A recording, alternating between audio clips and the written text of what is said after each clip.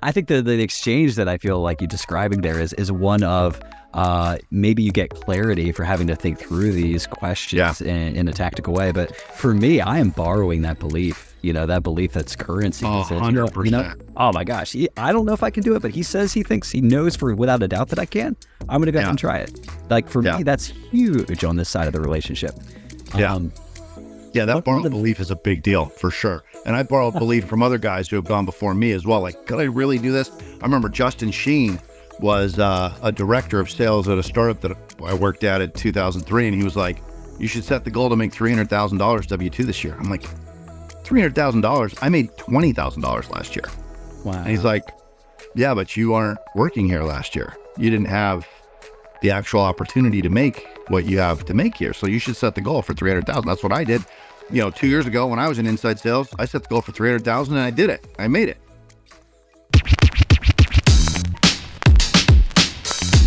Today's episode of The Pro Guide is brought to you by Small Pond Productions, the producers of this podcast.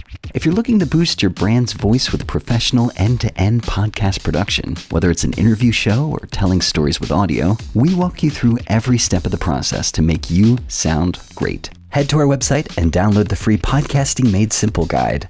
8 critical things you need to know before launching your brand's podcast. It's all available at smallpond.productions. Welcome everybody to this episode of the Pro Guide. I am so excited about today because we are hanging out with Jeff Heilman. And on the professional level, Jeff's been a contributor to Wired, Elon Musk's biography, and has been a part of 6 exits valued at $1.6 billion with a B. I'd say that he is a serial entrepreneur. And on a personal level, he is friend to thousands, including myself, I would say. On his LinkedIn bio, he says lover of 1 wife and father of 7. Jeff, dude, thanks for hanging out with us today. Andrew, we've been looking forward to doing this for a long time, and I'm glad that the day is here. We've done many of these calls, some of which have actually been recorded prior to this podcast, and the fact that we're actually doing something that's going to be edited for publication is exciting to me. So thanks for having me on the call. Yeah, man, I'm so excited to introduce you to the world, whatever that in air quotes means. And I will add too, Jeff's been a personal mentor to me for almost about 7 years. So he's one of the individuals that made me believe that I actually could own my own business. I would love it if you would. Yeah, I would love it if you just take a second and just give us some level setting, man. Share a bit of your story. Let's talk a little bit about our story together. Please. It goes back to getting things done and kind of the cult following that book ended up creating. I myself, as a card-carrying member and fan of Mike Williams and David Allen, and my brother, who is a pretty introverted guy, calls me up one day in 2008, and he goes, I thought I'd call you today. Well, I've probably received 3 phone calls from my brother in my lifetime, and I'm like, great, like who died, who's getting married, right, what's up, who had a baby, right? Is there any other news that would prompt you? He goes, no, I just had it on my next actions list to do, so I thought I'd call you. And I'm like, what is that?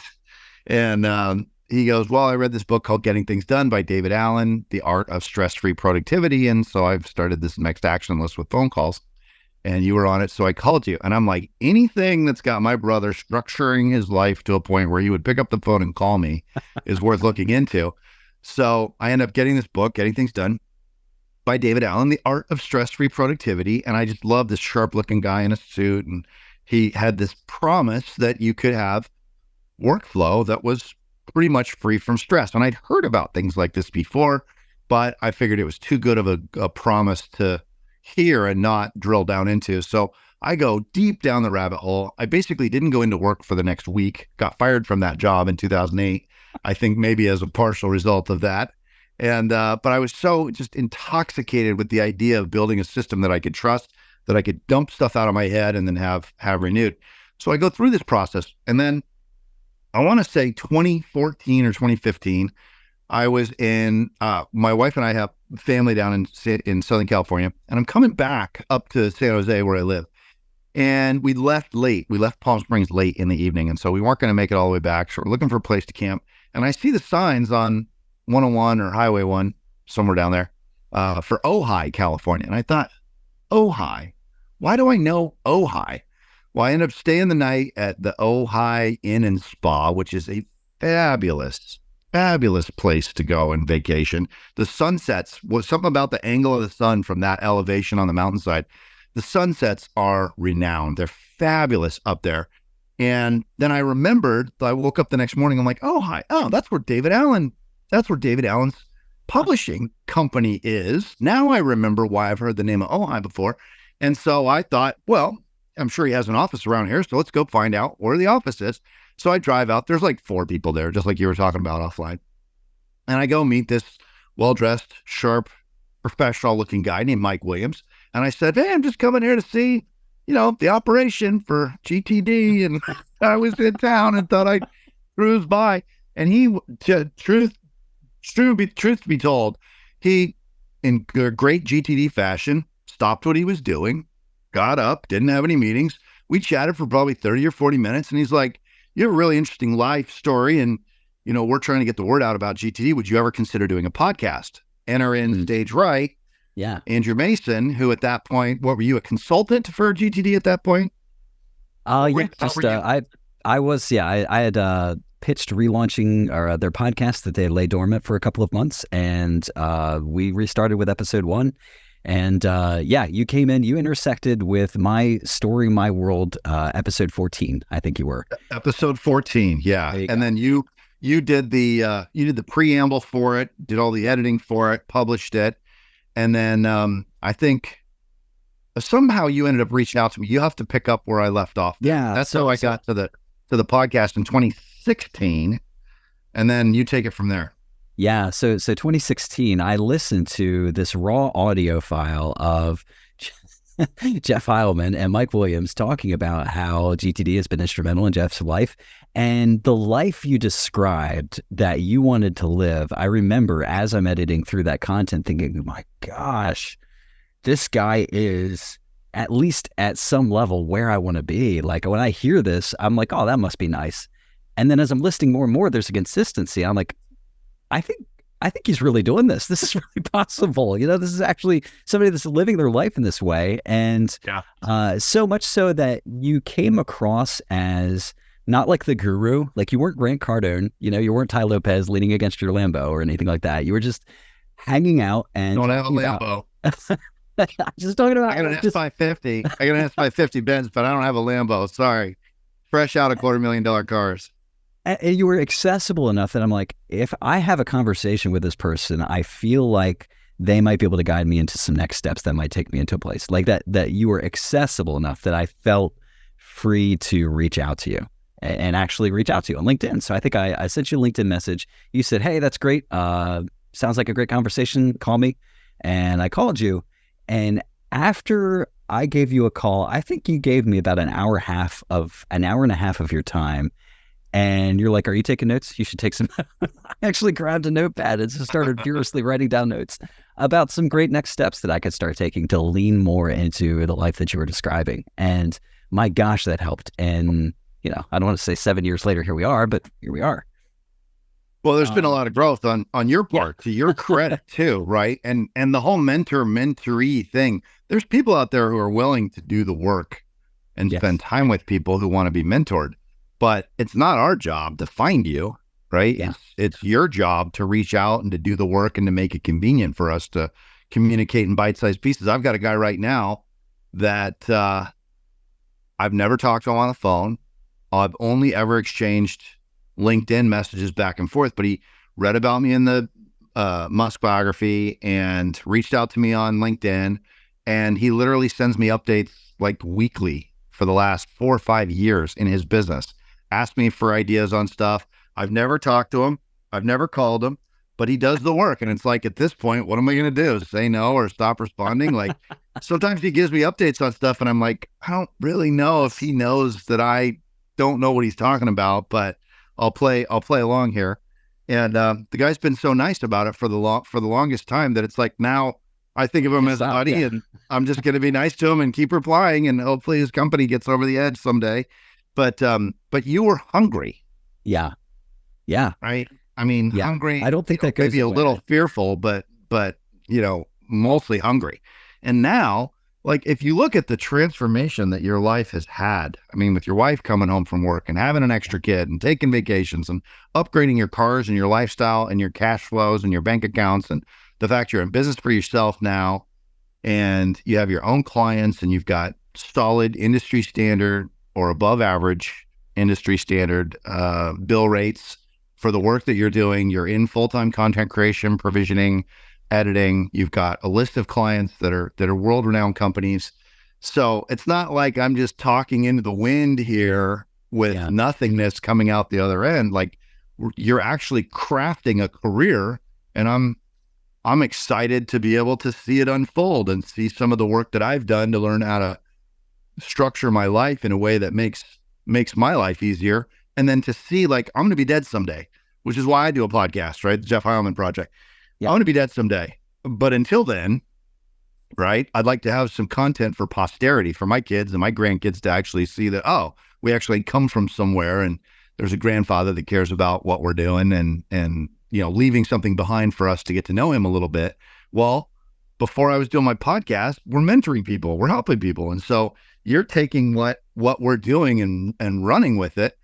So, I appreciate being appreciated as a coach and a mentor, but please know how much I appreciate when somebody actually takes what we're doing, runs with it, tries to make sense of it. If it doesn't work for them, they come back to us and say, I tried this, it didn't work. What would you do different? So as far as I look at it, your career and any assistance I might have given you has been really a partnership where I'm just a board member. You're the one actually operating the business. I'm so honored, dude. I'm so honored that you would even say that, because there's so many people, and myself included, before I got this concept of, like, personal board of directors, Napoleon Hill. You've got somebody for, like, each area that you really kind of listen to, mastermind with. This sense in which it's like, either I'm fearful to ask somebody, or I don't know if I trust that they have my best interests at heart. But and they may not know what they're talking about. I mean, I may not know what I'm talking about. That's a fact. If I don't know what I'm talking about, am I really going to tell you? That's the test of character, I think. And in my case, I would hope that I would say, well, I'll give you my ideas or my opinions on it, but I don't have anything to back it up. Right. I find myself wanting to give back in the way that you're giving back, though, too. Like, I find myself wanting to say, like, okay, how do I position myself so that I help people when they're interested in being helped? And what was the difference for you, where, like, you do talk to and invest in a lot of people? What is it in you that makes you say, I'm going to pick up the phone and answer this unknown number versus screw it, I don't want to talk to anybody? Like, what is that? That's like, oh, I certainly have those days too. I have the screw it, I don't want to talk to anybody days, just like anybody else. Yeah. But I think, I like people. I like people. I like getting to know people. I like watching people succeed. I like talking about the types of things that you and I have spent the last 7 years talking about. Time management, workflow management, structuring our days in such a way to where we're effective, and we get to spend time with our family, and we get to make money, and we get to be successful for our clients and for our families, fitness, our attention, the way that emotions go up and down in a calendar year or in a day or in an afternoon, and how to manage seriously disappointing periods of life and how to get through those. You and I both have had some seriously disappointing periods. I mean, 7 years, you're going to go through some crap. It's just the way it is. You're going to go through it. And I wish that sometimes that people could avoid some of the crap that they go through, but you can't get rid of all of it. There's going to be some stuff that hits. And so part of it too is just having rapport, having relationships with people, so that when you go through the tough stuff, that they see that you're human, and that you go through the tough stuff with them, and you end up, you only have so many days to spend with people, and you want people in your life that are hungry, that want to use what you're doing. So for me, leadership really comes down to, like, you got to have people that pull you up, right? And then you got to have peers that you're kind of fighting in the battle with, and then you got to have people that you're pulling up. And I think that's I don't know how to draw an infinity loop, but that kind of keeps the infinity loop going. And I would say you and I are probably more peers now than mentor mentee. You may not put me in that category, but I put you in that category because I've watched what you've done and built, and I'll hang out with you and I'll tell you what I'm working on, but I'm also interested in what you're going through and what you're working on, because you're growing, you're changing, you're getting contracts with companies to do consulting work that I could never do and am not specialized in. So when you're pulling people up, it pressure tests what you actually believe. Like, is this right? Because if I'm not right and I go and say, well, this is how it is, right? And then you go and try to lift somebody up and you're full of crap and you don't know what you're talking about, you're ruining somebody else's life for a day or a week because they're going to follow down a path, right? So it holds me accountable to pressure test. Are these observations accurate? Is what I'm looking at and trying to do and trying to accomplish valid? Does it matter? Is it the most important use of my time? And to the degree that it isn't, then the mentor relationship makes me as the mentor change directions and up level what I'm doing. So it is a two-way street in mentoring. And it certainly has been for you and me, because you've brought me all kinds of challenges and problems. And I can't really remember a lot of times when I didn't have something helpful to say, but it's definitely made me pressure test. Like, do I really know what I'm talking about? Am I really helping him? And to the degree that you've had success applying whatever I've given you, it kind of has validated that I have a decent idea of what I'm talking about. Oh, you do. I could just go ahead and verify you do. I think the exchange that I feel like you're describing there is one of maybe you get clarity for having to think through these questions in a tactical way. But for me, I am borrowing that belief, that belief that's currency. That says, 100%. Oh my gosh, I don't know if I can do it, but he says he thinks he knows without a doubt that I can. I'm going to go ahead and try it. Like, for me, that's huge on this side of the relationship. That borrowed belief is a big deal for sure. And I borrowed belief from other guys who have gone before me as well. Like, could I really do this? I remember Justin Sheen was a director of sales at a startup that I worked at in 2003. And he was like, you should set the goal to make $300,000 W-2 this year. I'm like, $300,000? I made $20,000 last year. Wow. And he's like, yeah, but you aren't working here last year. You didn't have the actual opportunity to make what you have to make here. So you should set the goal for 300,000. That's what I did. 2 years ago when I was in inside sales, I set the goal for 300,000 and I did it. I made it. I'm like, $300,000. And I kid you not, I set the goal for that. And it shocked me. And I thought about it every single minute of every day. So just think about it every single minute of every day. That's your one goal, is to make $300,000. And we were on a calendar year. And December, I got my first deal closed for like $7,000, and my commission on it was like, $140. Like, I'm like, it's going to be a while before we get to $300,000 doing this, right? Yeah. But I kept my mind just burning in the picture of making $300,000, and my base salary was $60,000. And in January, power of a goal, power of borrowed belief. In January, I didn't close any business. In February, I didn't close any business. I think in March, I made like $5,000 in commissions, which was still kind of like, wow, that's a lot. That was a lot. That's my base salary for a month, and I made double that in commissions. And then I remember in like April, I made like $5,000 again. And then in May, I made like $12,000. And in June, I made like $30,000 in commissions as an inside sales rep. And in July, I made like $55,000 in commissions in 1 month as an inside sales rep. And I'm like, what is going on? But then it started to slow down throughout the year. And then something magical happened. I had this thing called stock, which I didn't even know what stock was. I got stock given to me as part of my offer letter. Well, as it comes in, we find out in October that the company is going to be sold. And so I had 1 year of stock vesting in November. So I cashed that out and put another $65,000 in the bank. And then I got a bonus.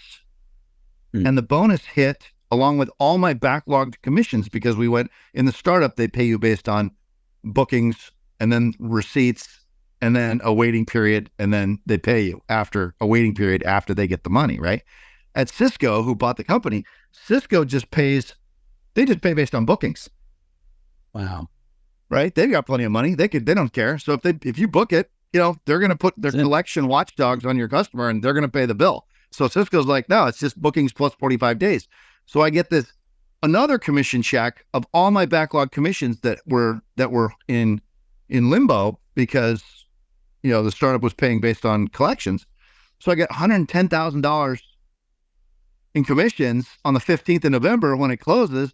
And then I got a bonus. I got a $60,000 bonus because of my contribution. So I got the bonus, I got my backlog commissions, all the other commissions I made, plus my stock, and my W-2 on December 28th, 2004, my W-2 was $300,147.50. Holy moly, dude. I was $150 over the $300,000. And I'm telling you what, if it was not for Justin Sheen, I would never have set the goal for $300,000. I would never have had that belief to do that ever in my life. I would never have even considered that I could even make $100,000. And actually, with the rest of the stock, there was another $300,000 on top of that from stock. So that year was over $600,000 total. And as an inside sales rep who had made $20,000 the year before, like that belief level stays with you to this day. It's like throwing the game-winning touchdown in a D1 college football game, to win the championship at the Rose Bowl or something. It was so impactful. And it's like, if I can just take that and bottle that up and hand that to somebody and say, look, this is what you're capable of. You can make hundreds of thousands, millions, or hundreds of millions of dollars. Whoever the you is in your plan, in your goal sheet, that you can do that. And I have had a great life as a result of other people's belief. And so let me give you some of that belief right back. Andrew, that's all we did in 2017 that we started working on. It's what you described, that $300,000 check is just like this shock, this visceral, like to the nervous system. It was like you say, insanity. It was more money than I could possibly imagine at that time. And keep in mind too, $300,000 is probably not that much money to most people today. But when you'd lived in poverty for 10 years as a married guy with bars on the apartment on the windows of your apartment, and you got 3 kids and you've never made over $25,000 a year in your life, and then the next year you make 30 times that much money in 1 year, total actual appreciation of the value that you're able to create. And now you can buy new cars, new clothes, vacations, eating out. I didn't eat out. We didn't eat out. We didn't eat in. There was no money at all for food. We were barely able to pay the rent on time at $800 of rent to stay in our apartment with the bars on the windows. And then to see like the whole life just transform in a period of hours. Like I remember we had this, I never had a tax problem before. I never even paid taxes before because every time I'd file a Schedule C long form for whatever side business I had going, and that plus my dependents and our low income, like I would always get a refund of all the money that we had withheld except for Social Security, I think. We'd get it back every year. I never had a tax bill. Well, now I got a tax bill, like $40,000 I got to pay. And we're going through the financial planner that was hired by the company that was doing the acquisition. They're like, hey, this is a thing. You have a bunch of money. You're a young kid. You got to figure out what to do with it. Sit down with a tax planner and a financial planner and figure out what to do. And the guy's looking at me like, this can't be right. And I'm like, what? What is that? What do you mean? He says, your W-2 says you made $21,000 last year. I'm like, what's not right about it? I mean, that's right. You're right. I should have made a lot more. But no, he's like, no, you couldn't have. I'm like, dude, I made $21,000 every year. What are you talking about? And he goes, you have 3 kids. I'm like, yeah, tell me about it. I noticed that too, right? He's like, how did you survive on $20,000 a year? And I'm like, it's real simple. Pay rent first, then you pay electricity. If you can afford gas, you don't have to walk, right? And you go to your father-in-law's house every weekend to get some food. There you go. There's your $20,000. And he was like, I can't even imagine that. I'm like, I have no problem imagining I did it for 10 years, right? Yeah. That's just normal life but see, the thing is, that's normal life for billions of people. It is. It's only in this modern tiny bubble at the end of the dot, at the end of the last sentence in the dictionary, as far as the course of time, that people have had the kind of affluence that we've got with fancy iPhones and internet connectivity and 3-angle 4K lens TVs over the internet. And so to me, this is all very nice and fancy, and I appreciate it for sure. But the main thing is, I'm just glad I don't have to worry about paying rent on my apartment. I remember at one point you kind of challenged me. It was kind of when you're in those first maybe 2 or 3 years, you're challenging me to do more, become more, believe more. And you introduced that concept to me about life not giving you what you want. And it doesn't even give you what you need, but you get to demand based on the rights given to. Do you mind like unpacking that thought process, or just kind of sharing a little bit more about that? Because I feel like that ties in so nicely to where you're headed. Yeah. You get out of life what you demand, what you expect, what you say, this is what I'm going to have. And life says, and you're like, did I stutter? This is what I'm going to do. And it's not about me being a badass or anything like that. It's about, this is, we're created in God's image. We're created as dominion is the word. We've been given dominion, right? Dominus. Dominion. It's our domain. The earth is our domain. And so if that scares people, or people get offended because they think, oh, what does this guy think, that, he's in charge of the whole world? Well, I'm in charge of my world. I'm in charge of everything that happens to me, just like the other listeners are in charge of their whole world. And if people don't think that they are, then they're going to act like they're not. And if they're acting like they're not, then they get whatever they get. They get the minimum that it takes to keep water and food flowing into your body enough so that the mechanism doesn't shut down. However, that is not the maximum that you can achieve when people come to an understanding that we've been created in God's image. We've been given dominion over the earth. It's part of our job. Now, does that mean that we can just, burn fossil fuels forever and pollute the atmosphere and all that stuff? No, you got to take care of the earth. We need to tend the garden. It's part of it.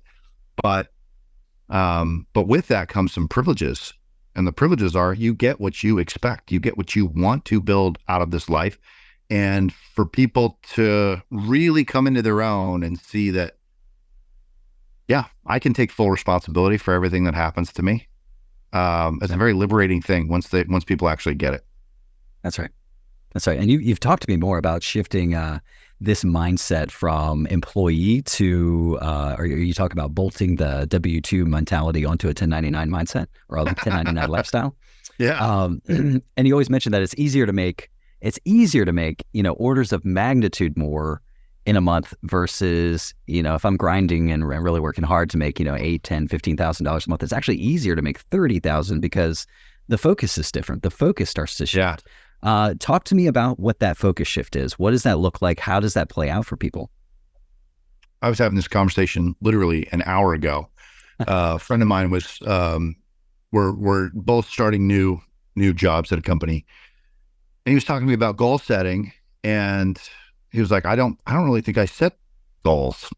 And I'm like, well, that's, you have some kind of goals, and that's okay. And I'm not saying you should set goals. He was asking me, like, what are you looking at? Because we're starting the second month in this job. We both had the same start date. We went through training for a month, and now we're talking about this, what we're looking at forward. And I'm like, well, I basically start with a pile of tasks that I want to get done, major projects I want to accomplish before I die. And then I move back to the 25-year filter. And then I move down to the 5-year filter. And then I move to the 5 to 6 quarter filter. And then I move down to the 1 quarter filter, and then a sprint filter, and then a week filter, and then a day filter. And then within the day, I've got, I don't really know what I'm going to call them. I think I'm calling them mosaics, but they're basically 3.5-hour chunks of time. There's 5 of them. 3.5 times 5 will give you, 17.5 hours a day, which is about how much I'm awake. And in each of those 3.5 hour buckets, there's another filter And then there's status and priority and deadline and time. And I'll put a little Kanban box together, and then I just work through my Kanban tasks. So he said, what are you going to be focused on next week? And I literally, my gut reaction, I almost didn't want to tell him because I think he would have given me a hard time about it. But I have no idea because I'm not in next week. That's right. I'm right now. I'm just right here. And I literally, and it wasn't like trying to come up with something cute to say so that I can be a self-help or productivity guru. That has nothing to do with nothing. That's not the goal, right? But he was asking me a candid question, and I'm like, I don't know. I don't know what I'm going to do tomorrow. I haven't looked at my filter for tomorrow. I'm looking at the only thing that matters to me, that life itself does not exist in reality or metaphorically for any of us other than right this moment. And that tends to create a really high level of intensity and focus for me in these conversations that we've had. I know you've expressed that to me in the past, but I am totally and completely immersed, and the rest of my life does not exist outside of this podcast with you right now, because this is what I'm doing. And when he asked me that, and I was like, my gut reaction was, I don't really know what I'm going to be focused on next week. Of course, I didn't say that, right? But that's what I was thinking. And I was like, oh, GTD's working then.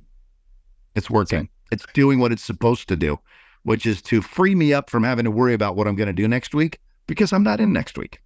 That's right. I love that this focus, this ability to be present. There's not a dissociation there. It's really, I would say, even a competitive advantage. I remember you sharing a story about prepping for a pitch for a potential client, and the amount of detail that you went into, just all in, thinking of everything I could think of to, what would they ask for? What are the background stories? What are some of their concerns? Who are they? What is their life like? So I can just jump into their head and have that level of empathy that's even deeper than empathy, stepping into their shoes. Would you say that, caring deeply is a competitive advantage for you? How does that play out when you're actually like, okay, I'm here to do the work, and I've heard you mention multiple times, I'm making this all about them. I'm making this all about them, because that's where the value is. Well, I love when Jeff Bezos is interviewed in 1994, and he's like, okay, so you've got this crazy business and everybody thinks you're never going to turn a profit ever. Tell us about your strategy. And says, well, the strategy is real simple. See, what customers want is they want the best price, they want the most number of items, and they want the easiest way to buy it, right? And so I think that's the internet. With a single click purchase, economies of scale, and internet delivery based on use of a credit card, people will get over the whole security credit card thing soon enough. And when they do, Amazon's going to be in position A. And then you listen to him interviewed in 2020 and 2021, like 30 years later, and he goes, oh, our business model is so simple. See, customers want to have the best price. They want to have the most available items that they can buy, and they want to have the easiest shopping experience that they possibly can, including but not limited to a one-click app, one-click purchase on an app on their phone. And if we can just do that, right? Now, doing that isn't easy, but it is simple, right?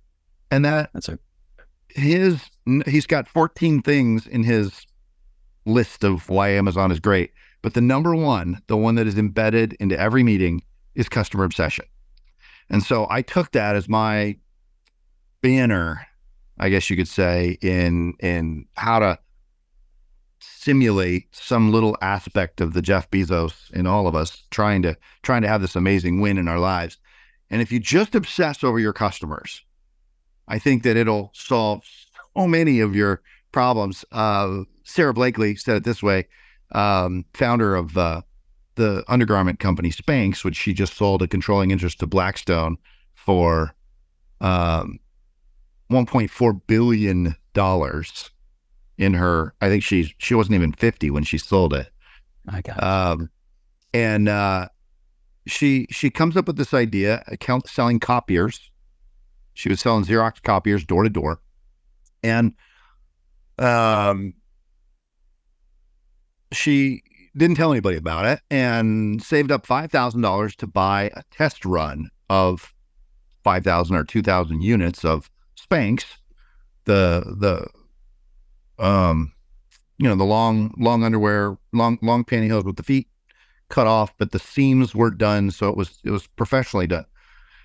She flies down to North Carolina, and these guys are giving her a hard time, right? Honey, you don't know anything about the manufacturing business. Honey, you don't know anything about just-in-time fulfillment. Honey, you don't know anything about packaging and merchandising. And her comeback in the warehouse was like, well, sir, as far as I know, I'm the only one in this building walking around in pantyhose all day, right? Which I just love, right? Frame collision, moral authority frame collision. But she flies back to New York, and she told her mom and her sister by then, who were in business with her.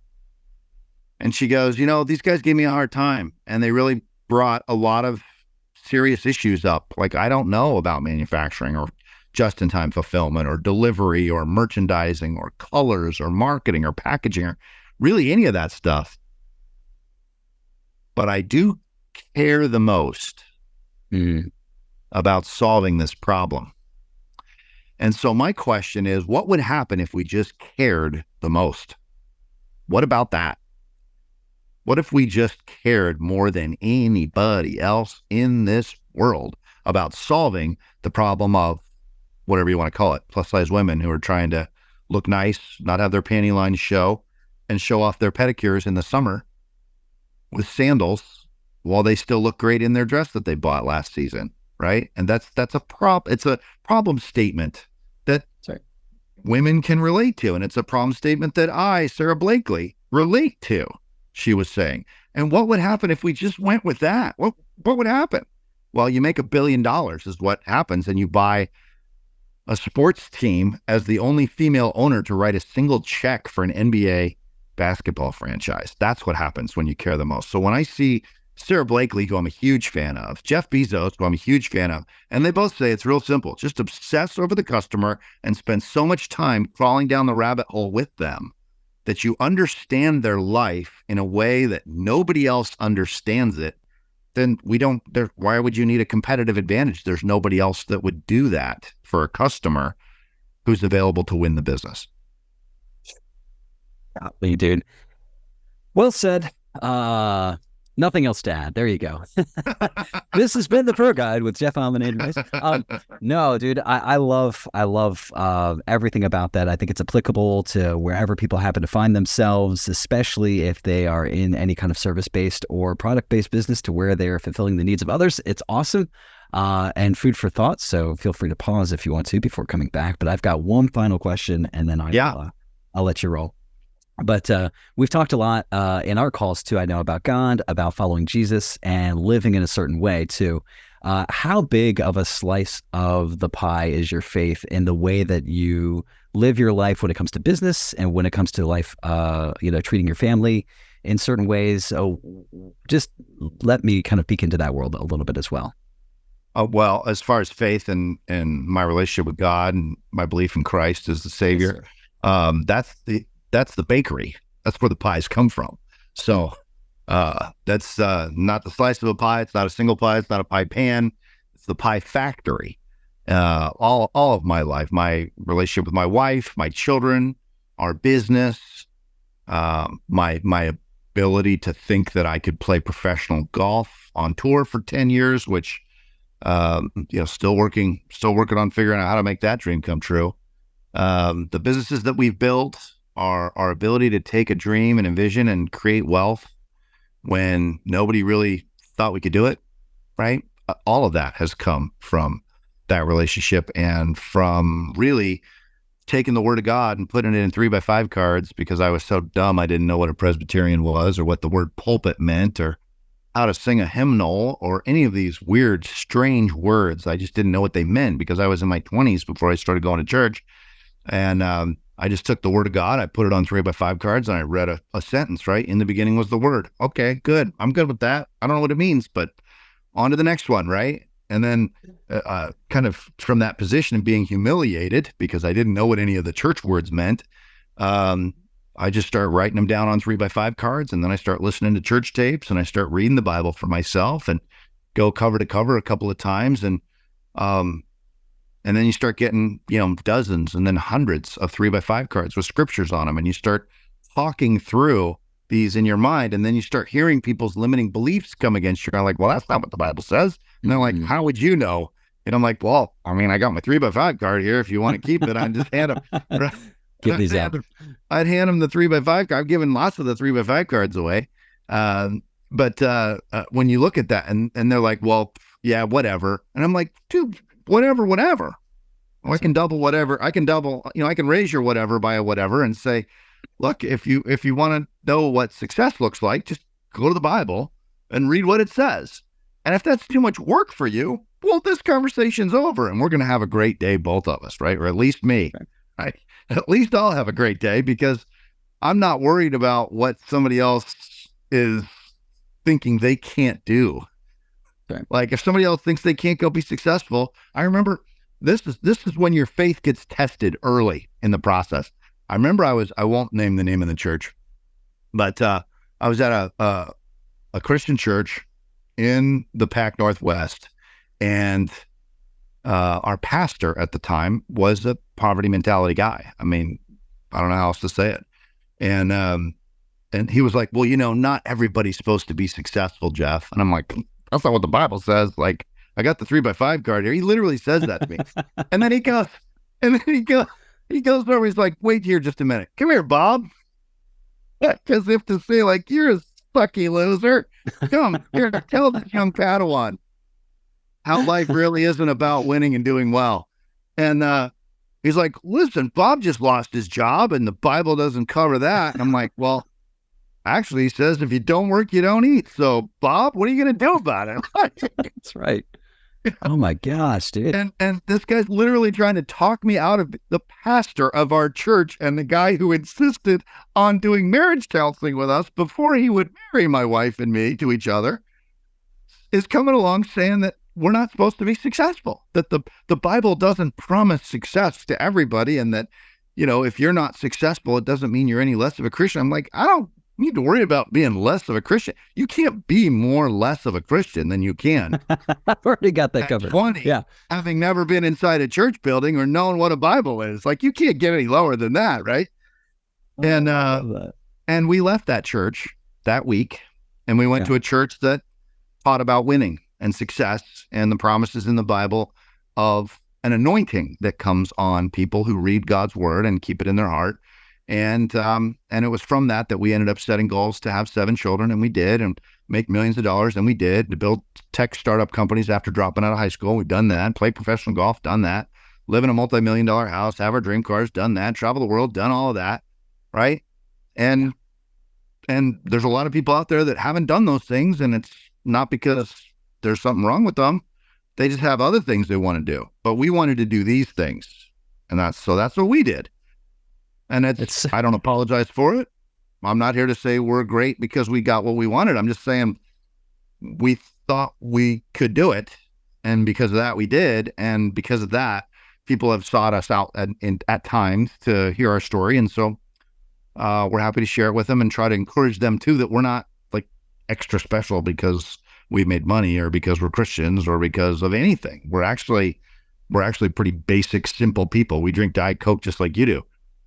We put our pants on, we put our Bermuda shorts and our cupcake t-shirts and stuff on one leg at a time, just like everybody else does, except that when we make gold records, right, when we go out and produce and do things at a world-class level, people tend to take notice of that and they reward us financially. That's all it is. That's all it is. And anybody can do that. For God's sakes, if we could do it, there's no excuse.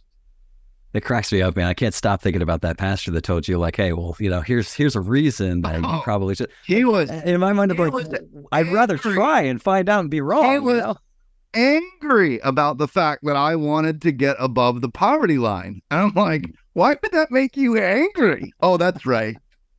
Now I know. Yeah, because he didn't want to get above the poverty line, I guess, or at least out of poverty thinking. And so just because you go to church and just because you're a Christian doesn't mean you don't have a poverty mentality. But at the same time, just because you go to church and you're a Christian doesn't mean you can't be successful either. And if somebody thinks you can't be successful and be a Christian, help yourself. Read the Bible. Couldn't be further from the truth. Abraham wasn't even a Christian.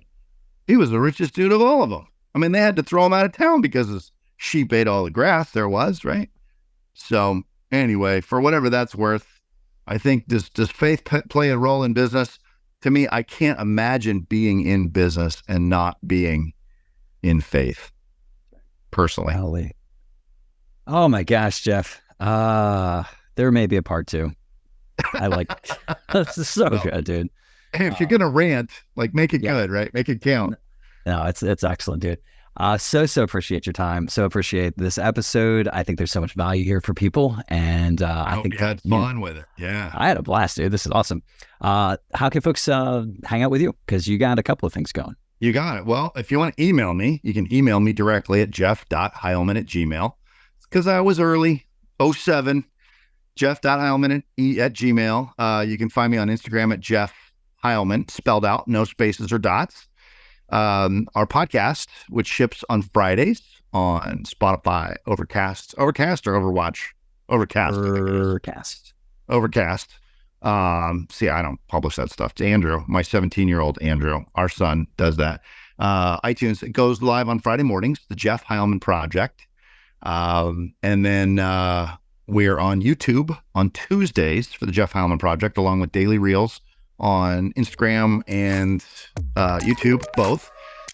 And then I'm on LinkedIn also, and on Twitter at JC Heilman at Twitter. On X now. It's X. We got to call it what it is. X, the platform formerly known as Twitter. Ladies and gentlemen, find one of those channels, multiples of those channels, all of those channels. I don't care, but at least find one and connect with Jeff. You will be glad you did, I'm sure. Jeff, this has been awesome. Thanks so much. Thanks, Andrew. Enjoyed it. Chat soon, buddy. And our thanks to all of you for listening. If you're looking for a quick way to make our day, a review in iTunes or subscribing to this podcast would mean the world to us. Our thanks to Small Pond Productions for sponsoring. And this was the Pro Guide. Learn from leaders, change your life. See you, everybody.